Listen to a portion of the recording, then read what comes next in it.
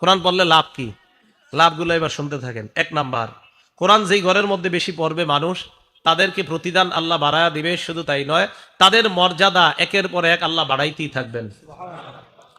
সূরা ফাতির আয়াত number 29, 30 number আয়াতে আল্লাহ বলেন, আউযু বিল্লাহি মিনাশ শাইতানির রাজীম, ইন্নাল্লাযীনা ইয়াতলুনা কিতাবাল্লাহ ওয়া আকামুস সালাত ওয়া আনফাকু মিম্মা রাযাকনাহুম সিররাও ওয়া আলানিয়া।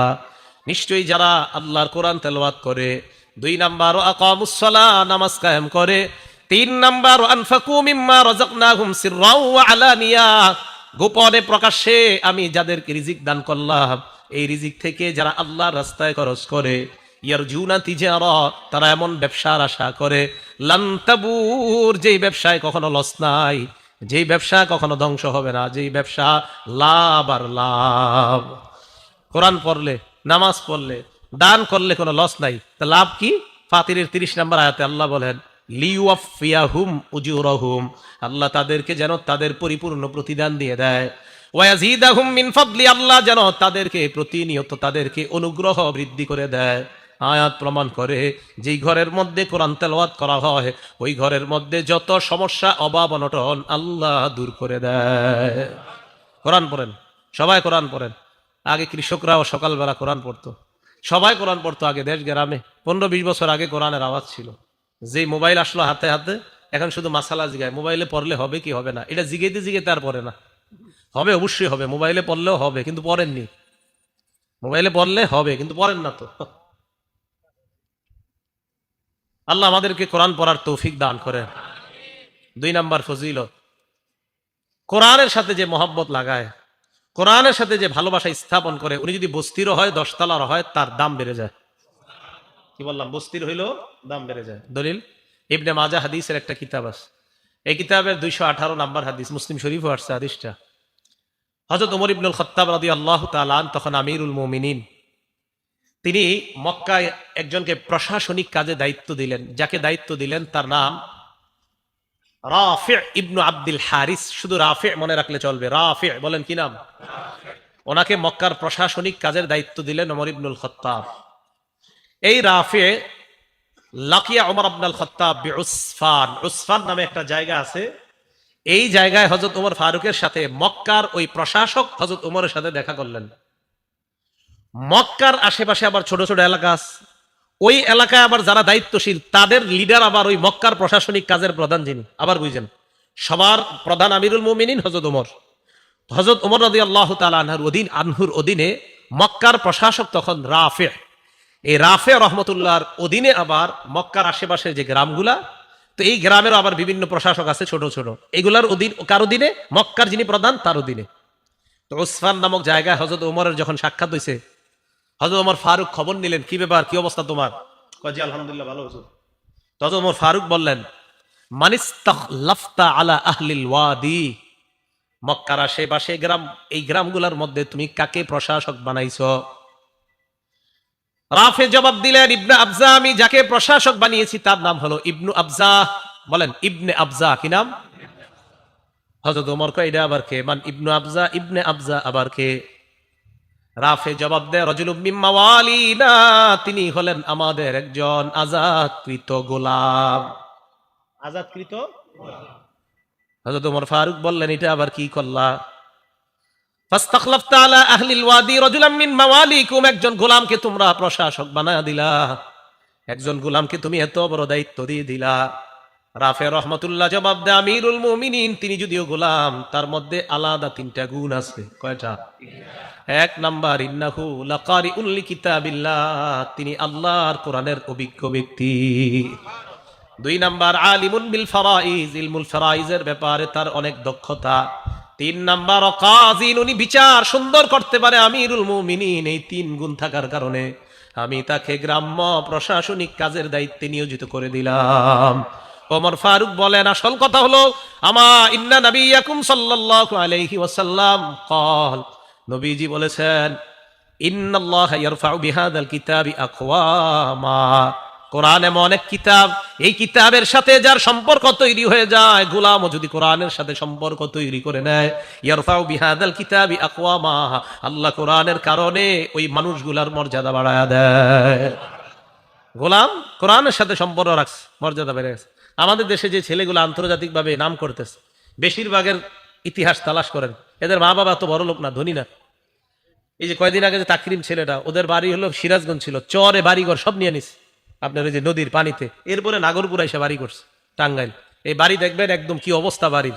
এই ছেলে কোরআনের সাথে তার সম্পর্ক লাগার কারণে সারা দুনিয়া, ও অথচ টিনের ঘরে থাকে কিন্তু ওর নাম পুরা দুনিয়া জানে।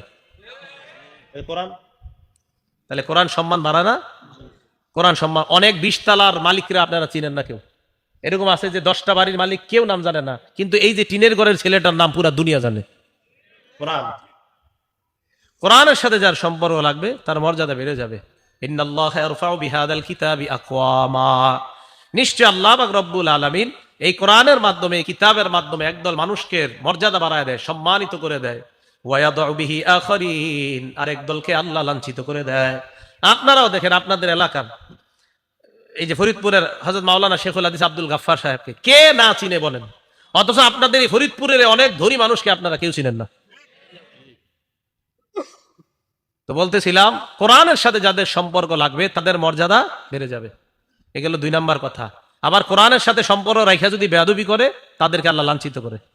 ওয়ায়াদউ বিহি আখারিন, অপর দলকে আল্লাহ লাঞ্ছিত করে।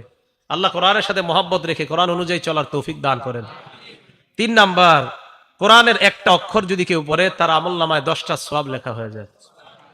তিরমিজি শরীফের 2910 নাম্বার হাদিসের বর্ণনা, ক্বালা রাসূলুল্লাহ সাল্লাল্লাহু আলাইহি ওয়াসাল্লাম, আল্লাহ নবী বলেন, মান ক্বারা হারফাম মিন কিতাবিল্লাহ ফালাহু বিহি হাসানা ওয়াল হাসানাতু বিআশরি আমসালিহা। নবীজি বলেন, কোরআনের একটা অক্ষর যদি কেউ পড়ে, তার আমলনামার সাথে সাথে 10টা সওয়াব লিপিবদ্ধ হয়ে যায়। পড়েন আমার সাথে, আলিফ লাম মিম। সবাই পড়ছেন না? আল্লাহ নবী বলেন, লা আকুলু আলিফ লাম মিম হারফুন, আলিফ লাম মিম পুরাটা একটা অক্ষর, এটা আমি বলি না। ওয়ালাকিন আলিফুন হারফুন, আলিফ একটা অক্ষর, লামুন হারফুন, লাম একটা অক্ষর, মিমুন হারফুন, মিম আর একটা অক্ষর।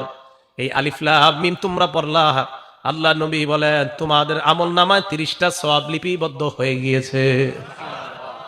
4 নাম্বার, কোরআন যে পড়ায় আর যে পড়ে তাদেরকে নবী দুনিয়ার সর্বোত্তম ব্যক্তি বলছে। কোরআন যে পড়ে আর যে পড়ায় তাদেরকে দুনিয়ার সর্বোত্তম ব্যক্তি বলছে। এই তিরমিজি শরীফের আগের হাদিসটা 2909 নাম্বার হাদিস। ক্বালা রাসূলুল্লাহ সাল্লাল্লাহু আলাইহি ওয়াসাল্লাম, খায়রুকুম মান তাআল্লামাল কুরআনা ওয়া আল্লামা, তোমাদের মধ্যে সর্বোত্তম ওই ব্যক্তি যে কোরআন শিখে এবং অন্যকে শিখায়।